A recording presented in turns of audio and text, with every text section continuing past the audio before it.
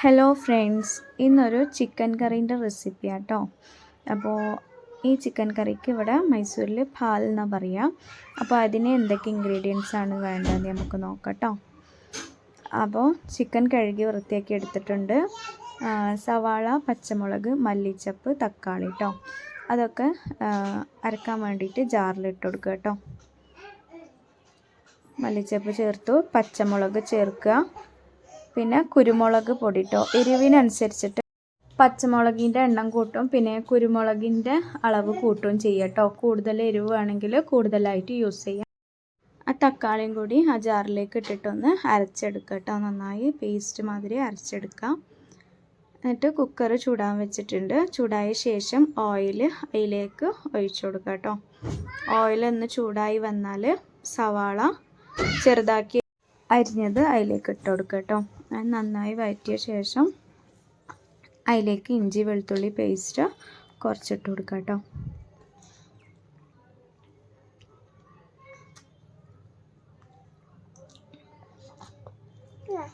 നല്ലൊന്ന് അടിക്ക് പിടിക്കാണ്ട് ഒന്ന് നല്ലൊന്ന് വഴറ്റിയെടുക്കാം.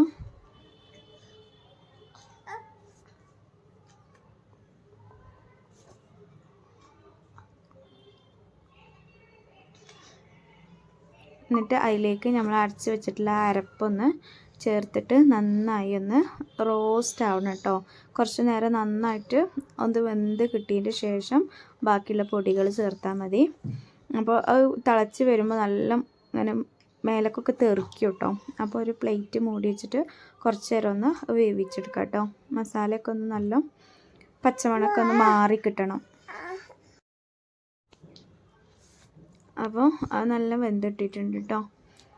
അപ്പോൾ അതിലേക്ക് ഇനി പൊടികൾ ചേർക്കാം. മഞ്ഞൾപ്പൊടിയും ഉപ്പും മാത്രം ചേർക്കണുള്ളൂ കേട്ടോ. മുളക് പൊടി ഈ കറിയിൽ ചേർക്കൂല. നമ്മൾ പച്ചമുളകും കുരുമുളകും എടുക്കുമ്പോൾ തന്നെ എരിവിനനുസരിച്ചിട്ട് എത്രയാണോ വേണ്ടിച്ചാൽ അതിനനുസരിച്ച് എടുക്കുക കേട്ടോ. അപ്പോൾ പൊടികളിട്ടു നന്നായി ഒന്ന് ഇളക്കി കൊടുക്കുക കേട്ടോ.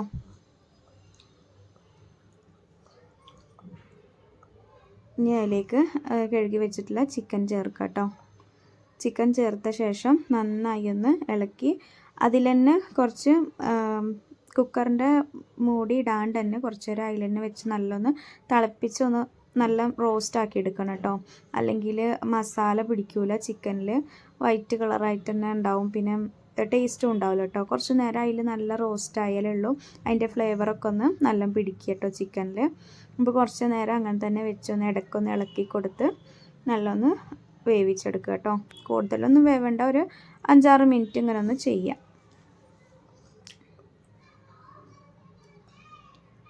ഇത് ഞാൻ ചോർക്കായതുകൊണ്ട് കുറച്ച് വെള്ളം കൂട്ടുന്നുണ്ട്. ചപ്പാത്തിക്കൊക്കെ ആണെങ്കിൽ കുറുന്നൻ തന്നെ മതി കേട്ടോ.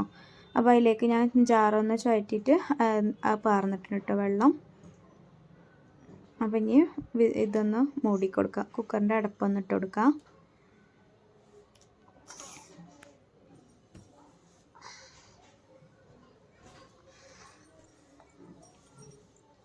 കുക്കറിൻ്റെ അടപ്പിടുമ്പോൾ ഒന്ന് സിമ്മിലാക്കിയിട്ട് ഇടണം കേട്ടോ.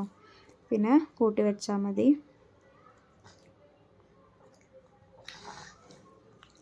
അപ്പോൾ നിങ്ങൾ ചിക്കൻക്ക് എങ്ങനെയാണോ എത്ര വിസിലാണ് അടിക്കുന്നത് അത്ര അടിച്ചാൽ മതി കേട്ടോ. ഞാനിവിടെ 2 വിസിലാണ് വരുത്തിയിട്ടുള്ളത്. നല്ല വെന്ത് കിട്ടിയിട്ടുണ്ട്. ചിക്കൻ കറി റെഡി ആയിട്ടോ.